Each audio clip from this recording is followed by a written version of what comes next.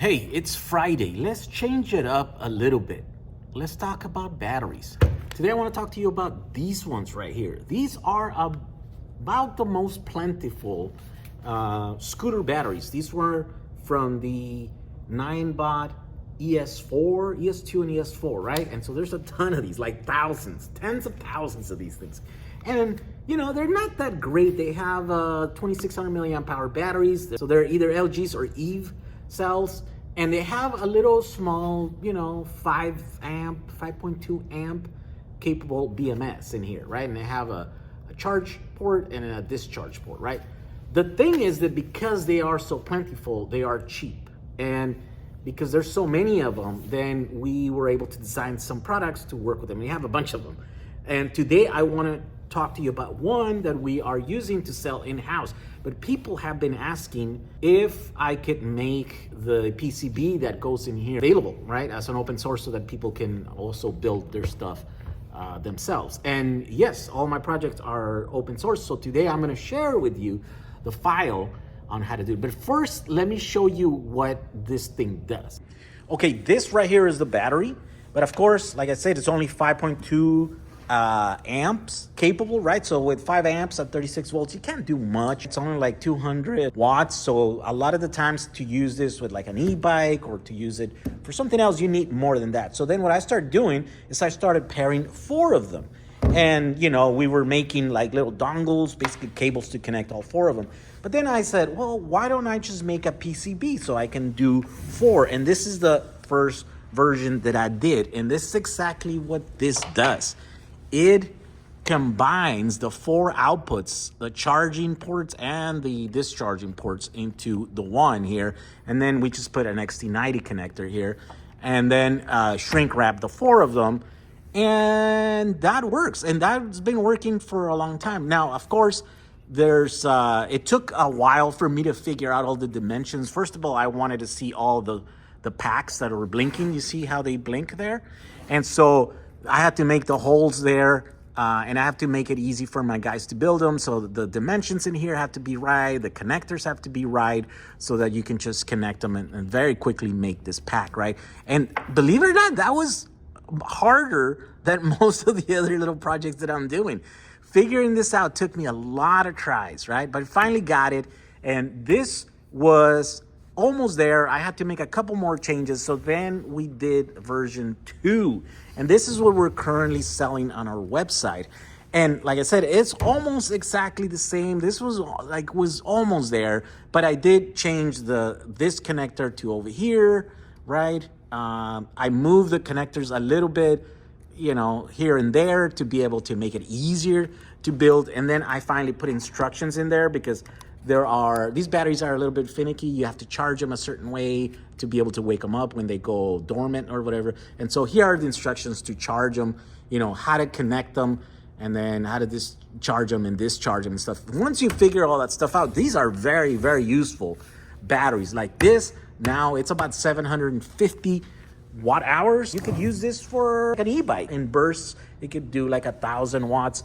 And so most e-bikes will get you going with 1,000 watt burst, and then eventually it'll settle down to less, like 500 watts or whatever. So this is a nice pack that you can use on your 36 volt e-bike. You could build a scooter maybe with this and put it on the outside, strap it to your scooter. This will go forever because 750 watt hours will go a long way. Another thing that we've been doing is we use these to extend the capacity of all these. And I have tons of these videos, right? It'll work with anything that works between 30 and 40 volts or 50 volts, right? So some of the smaller units will not work, but this one works. The Blue Eddies work. All the big EcoFlows work. And all you have to do is just convert this little cable, right? The XT90 that we put in here to whatever your unit over there needs. And here is the final board that we use. And this is a thing that I haven't shared publicly, this file.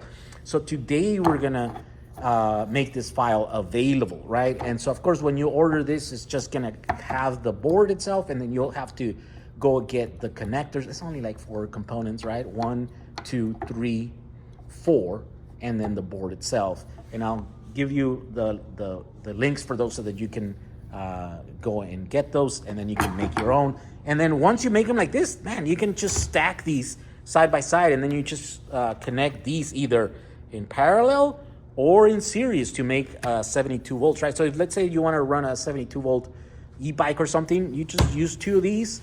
You get a Y in here that connects these 2 connectors in series, and like one of these ones right here that I have left over from the last video that I make, right? You put those in here, 72 volts, right? And up to what? These are 20 amps at 72 volts, so yeah, about 2,000 watts. That's a pretty powerful little battery there that you have. So let's go and show you how I designed this in the software there. All right, so here we are on our software, right, to design PCB boards. There's a bunch of these ones online, and you can download any of them, and they almost all kind of work the same way. So here are the 4 packs that you got, right? You can turn the layers off here, and then the green ones are gonna be the layers. You see how those have a flat spot right here, and so those go together. Usually what we do is we put a piece of tape, Captain tape, you could use any tape, and then you tape the 2 together like that, flat spot to flat spot, right? And then you do 2 of those, and then you put those side by side, and then you put tape around them. And that way they're all facing this in this orientation. They're not all the same, but this is the way that it's going to be able to match your board, so that the little LED is in the right place and the cables are in the right place, right? So you can poke through. So there we go. Once you do that, then the LED lights are gonna be here, and then the charge cables are gonna be here, and then the discharge cables, and then the charge cables are gonna be on this side and on poking through these holes here, right? So then let's start turning. Okay, so then the other thing is this is gonna be a PCB Way sponsor project, so that's why the PCB Way logo is here. And then I'm the designer here. This is the version 2.0. And here are the little connectors. These connectors are the ones that you use to charge the battery. You could charge it also through the main connectors, but this one will actually balance the pack. And so you should charge these ones every once in a while. You don't always have to charge them like that way, but if you want them to balance, at least once every, a few months or something, you should charge it like that. And if the battery ever goes dormant, then this is how you're gonna have to charge. You have to charge it through here to wake them up above 30 volts, and then after that you can use this to charge it. And so if you had this battery kind of dormant for a long time, I suggest you do that. Bring it up to above 30 using these connectors, right? The main one right here. And then after that, charge it using this. And then after that, you could just charge through here on regular use. These are the instructions. Basically everything that I said right now, it's here in just a few sentences, right? To charge battery pack, applied 42 volts, 8 amps max to charge port. This is the charge port right here, charge port. If red light do not start blinking after 30 minutes, then apply 42 volts, 20 amp max to the power port. Here's the power port.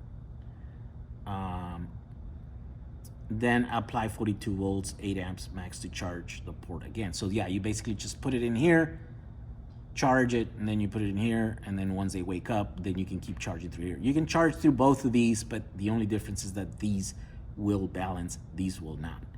And then here is the what the blinking lights mean. No LED light means it's discharged and it's off. Red blinking light, LED light means it's charging. And blue blinking LED light means that it's on and ready to go, right? But blue continuous light, that's 100% charge. And not all of these display the blue continuous LED light, but most of them do. So obviously these come from different batches and stuff, and so probably the software in the little BMS, it's not 100% identical. I think there's probably a few versions, and so maybe that's what it will explain why some of them will blink, will keep intermittently blinking when it's, even if it's 100% on, but some of them will have a continuous blue light here, when it's 100%, and then as soon as you hit like 98% or something like that, then it starts blinking. So there you go. This is the bottom side. I don't know why I only did that instead of putting it the whole way, but I think it's because we needed some of these to connect in here. And then the front is the same thing. So I guess I could have put this layer of copper all the way around, like even in these spots. Now, it doesn't need it, but it would help sometimes on like high current stuff, right? So, but because this battery is limited to about 20 amps, I think that's why I didn't do it. I take an extra time to draw this up, and I thought it's a 20 amps max. That after the 20 amps, the BMSs will shut off, right? So this is it's not a high current board, and so that's why I didn't go to the trouble of doing that. But there you go. Now after that, you just you export out. I think we have this in black, and you can choose the black here. Where's the black? Right there. So that's what it looks like, and you can order these. So I'm gonna upload this file to PCBWay, and I'll put a link to the bottom of this video, and then you can go and download it. And unfortunately, you can only download a minimum of 5 of these, but these are super cheap because they're small, and so you'll pay a few dollars for these boards. And then you can follow the links to all the components and where to buy the little connectors and the thing, and then you can populate it yourself and build your own batteries.